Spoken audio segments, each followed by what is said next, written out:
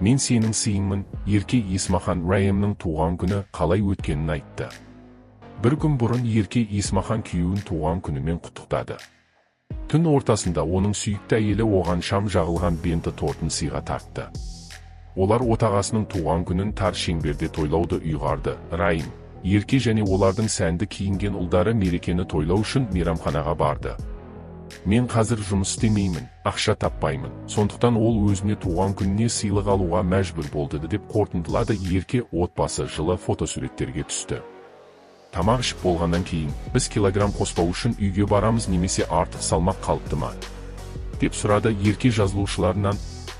Естеріңізге сала кетейік, жуырда ғана екінші сәбиін дүниеге әкелген Ерке тағы да жүкті болды деген сынға жауап беріп, бұл шындыққа жанаспайтынын бәрі біледі.